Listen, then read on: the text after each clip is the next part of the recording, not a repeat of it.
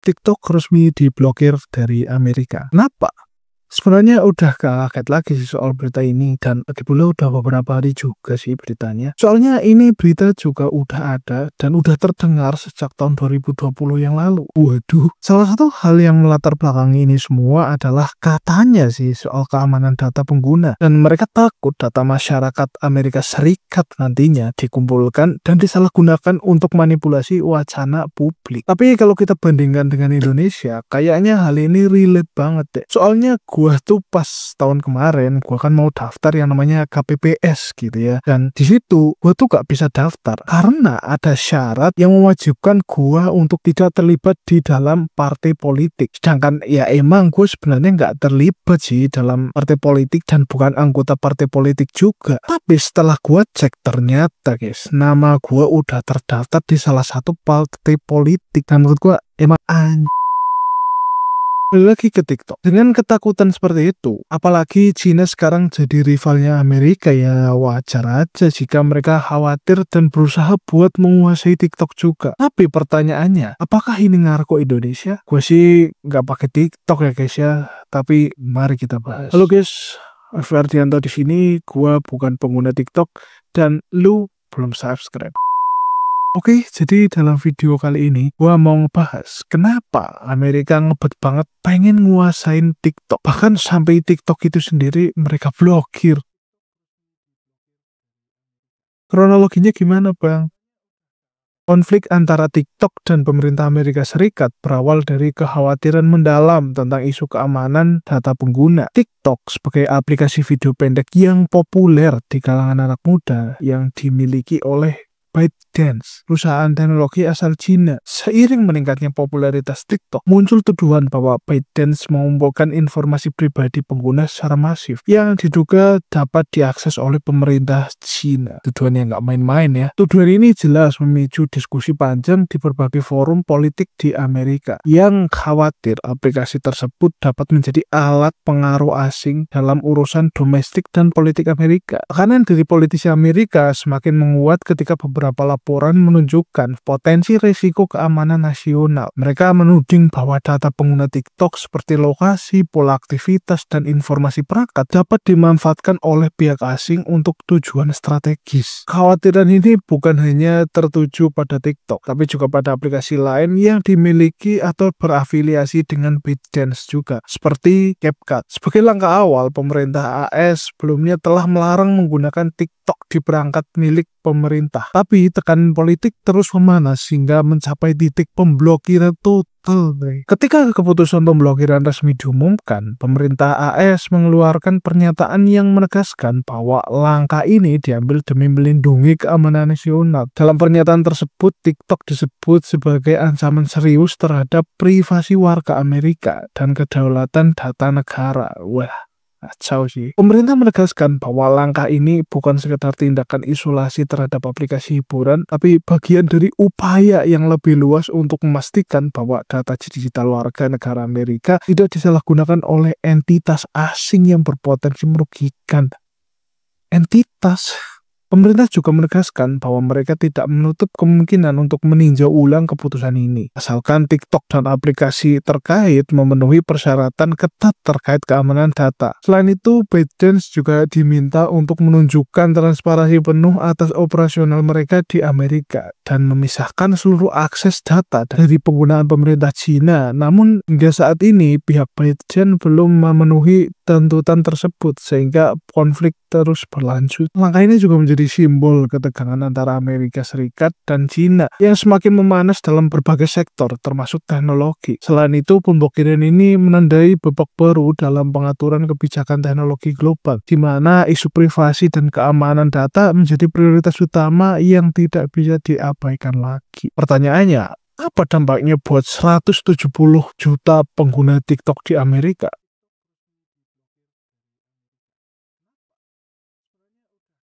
Keputusan pemerintah Amerika Serikat untuk memblokir TikTok membawa dampak signifikan bagi para pengguna, terutama konten kreator besar. Banyak dari mereka yang mengandalkan platform ini sebagai sumber penghasilan utama melalui iklan, kolaborasi merek, dan fitur monetisasi lainnya. Dengan jutaan pengikut, mereka kehilangan akses ke audiens utama mereka dan mempengaruhi pendapatan secara langsung. Selain itu, konten kreator pemula yang baru membangun komunitas juga merasa dirugikan dengan hal ini. Karena TikTok adalah salah satu platform yang memberikan peluang besar untuk pertumbuhan organik dan viralisasi atau viralitas. Respon publik terhadap pemblokiran ini juga terbagi. Sebagian masyarakat mendukung langkah pemerintah, menganggapnya sebagai upaya melindungi keamanan data dan kedaulatan digital negara. Namun kelompok lain, terutama generasi muda, Gen Z atau apapun itu, yang menjadi pengguna utama TikTok, menolak keputusan ini. Mereka melihat sebagai tindakan yang terlalu drastis dan tidak adil, terutama karena platform tersebut juga memiliki banyak dampak positif, seperti ruang untuk kreativitas, hiburan, edukasi. Protes online juga mulai bermunculan dengan tagar-tagar seperti Save TikTok yang sempat menjadi tren di beberapa media sosial. Dan menurut gue, kalau di Indonesia kayaknya isinya sampah deh. Bayangkan. Dan dari sisi ekonomi, pemblokiran TikTok ini memiliki implikasi yang cukup besar. Banyak bisnis kecil yang menggunakan platform ini untuk mempromosikan produk mereka. Dan yang terjadi kini mereka harus mencari alternatif lain. Dan TikTok dikenal sebagai media promosi yang hemat biaya juga, dengan efisiensi dan jangkauan pasar yang lebih luas dan lebih mudah tentunya. Selain itu, perusahaan-perusahaan teknologi di Amerika yang memiliki kemitraan dengan TikTok juga menghadapi ketidakpastian yang dapat berdampak pada stabilitas sektor ekonomi digital. Keputusan ini juga mendapatkan perhatian dari berbagai negara lain. Beberapa negara yang sebelumnya memiliki kekhawatiran yang sama terhadap aplikasi ini, seperti India dan Kanada, kembali mempertimbangkan langkah-langkah tegas terhadap TikTok. India yang telah mendahului Amerika buat memblokir aplikasi ini sejak tahun 2020 merasa didukung oleh langkah Amerika. Di sisi lain, negara-negara Eropa mulai mengkaji ulang kebijakan privasi TikTok. Meskipun belum ada keputusan untuk mengikuti langkah Amerika sih, tapi TikTok sendiri telah menjadi simbol dari persaingan teknologi global antara Amerika Serikat dan Cina. Situasi ini memaksa negara-negara lain untuk mengambil posisi apakah mereka akan memprioritaskan keamanan nasional seperti yang dilakukan Amerika atau membiarkan aplikasi ini tetap beroperasi demi menjaga ekosistem digital yang terbuka. Kebijakan yang diambil Amerika jelas banget akan menjadi contoh bagi negara lain yang memiliki kekhawatiran yang serupa. Dalam jangka panjang, keputusan ini mungkin akan mempengaruhi hubungan teknologi global. Pemblokiran TikTok menandai bahwa perang dagang antara AS dan China telah merambah ke ranah digital dan platform media sosial. Situasi ini membuka peluang bagi perusahaan lokal di Amerika untuk mengisi kekosongan yang ditinggalkan oleh TikTok. Tetapi juga mengajukan pertanyaan besar tentang masa depan kebijakan teknologi di era geopolitik yang semakin kompleks. Kita tahulah TikTok sebagai sebuah sosial media itu terlalu powerful menurut gua sebagai sebuah sosmed gitu ya. Dan di Indonesia sendiri TikTok juga pernah, tapi cuma TikTok Shop-nya aja sih yang keblokir. Namun gimana jadinya jika Indonesia sebagai negara dengan jumlah pengguna TikTok terbesar di dunia, yang mana lebih banyak daripada negara asal TikTok itu sendiri, ikut buat nge-ban TikTok juga?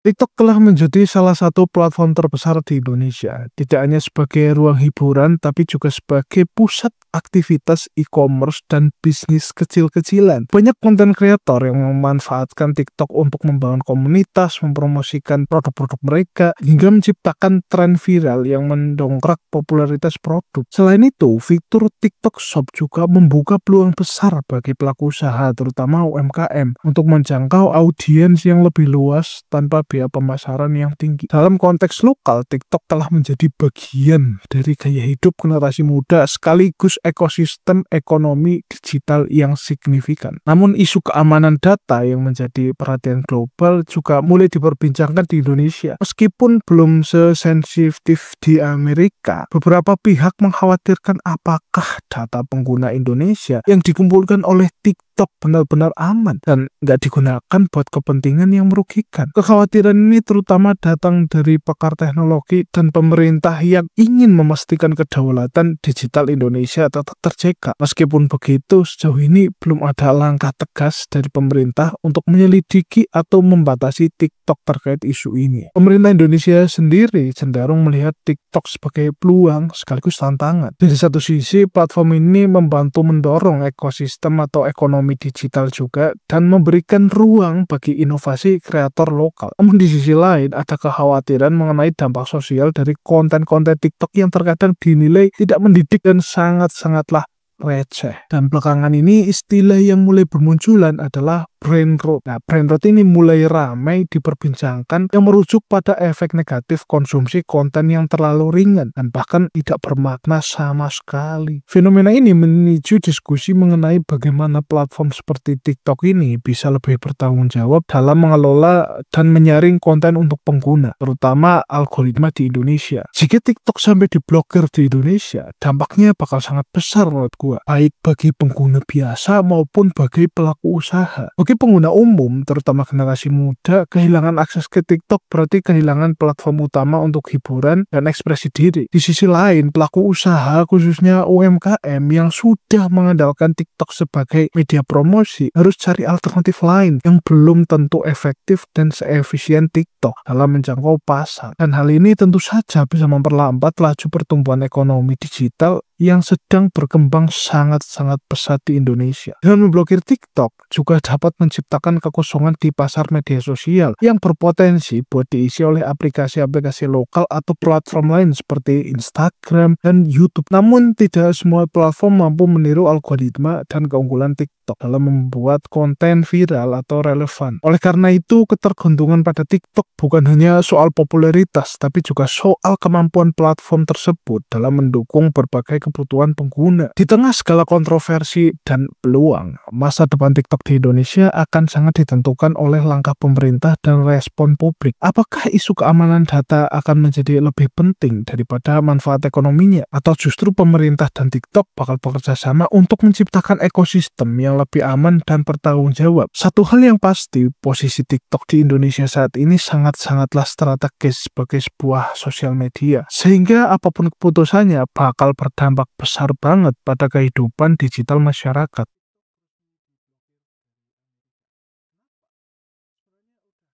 Jadi kesimpulannya, pemblokiran TikTok di Amerika Serikat bukan hanya soal sebuah aplikasi, tapi juga melibatkan isu yang lebih besar seperti keamanan nasional, geopolitik, persaingan pengaruh Cina di dunia digital. Pemerintah Amerika tentu saja khawatir dengan data pengguna yang dikumpulkan oleh TikTok dan tentu saja khawatir kalau data tersebut bakal diakses oleh pemerintah Cina. Dan hal tersebut juga menimbulkan risiko terhadap kedaulatan digital negara tersebut. Kekhawatiran ini tidak hanya dimiliki oleh Amerika juga, tapi juga mulai dirasakan oleh negara-negara lain, termasuk Indonesia juga. Dan itulah alasan gua nggak pakai TikTok. Ya, walaupun gua punya akunnya sih. Salah satu hal yang memicu perdebatan adalah bagaimana algoritma TikTok berbeda di tiap negara. Di beberapa negara, TikTok mempromosikan konten-konten yang sangat edukatif dan inspiratif. Sementara di Indonesia sendiri, termasuk negara yang mendapatkan algoritma yang cenderung menonjolkan konten-konten hiburan ringan dan receh dan kurang bermanfaat sekali. Dan tentu saja hal ini memunculkan kekhawatiran bahwa platform tersebut bisa menjadi alat untuk memengaruhi pola pikir masyarakat secara masif, yang pada akhirnya dapat berdampak pada produktivitas dan kualitas konsumsi informasi masyarakat sehari-hari. Bagi Indonesia, isu ini menjadi relevan mengingat popularitas TikTok yang sangat besar, terutama di kalangan generasi muda. Jika algoritma TikTok yang ada terus-terusan menyodorkan konten-konten ringan tanpa filter yang memadai, dampaknya bukan hanya pada individu, tapi juga pada masyarakat secara keseluruhan. Hal ini memicu pertanyaan apakah pemerintah Indonesia perlu mengambil langkah tegas untuk mengatur platform TikTok demi melindungi generasi mendatang dari yang katanya brain rot. Mungkin keputusan untuk memblokir TikTok memang perlu pertimbangan terlebih bagi negara-negara seperti Indonesia. Tapi ya jelas banget, TikTok telah menjadi bagian besar dalam dunia digital, entah itu untuk sebagai hiburan, pemasaran, atau bahkan sebagai alat untuk membangun kesadaran sosial dan politik. Tapi balik lagi, pada akhirnya semua itu tergantung pada keputusan masing-masing negara. Dan menurut gua, konten-konten TikTok sekarang ini goblok sih. Ya memang kebanyakan diisi oleh orang-orang tua, karena jujur saja apa gua juga nontonin TikTok setiap hari. Jadi ya mau gimana lagi ya kan. Ban TikTok dari Indonesia. Oke, mungkin itu aja yang pengen gue sampai di video kali ini. Jangan lupa like, komen, dan subscribe. Dan seperti biasa, gua masih menunggu head komen kalian di kolom komentar di bawah ini. Gua Fikar Dianto, sampai jumpa di video berikutnya.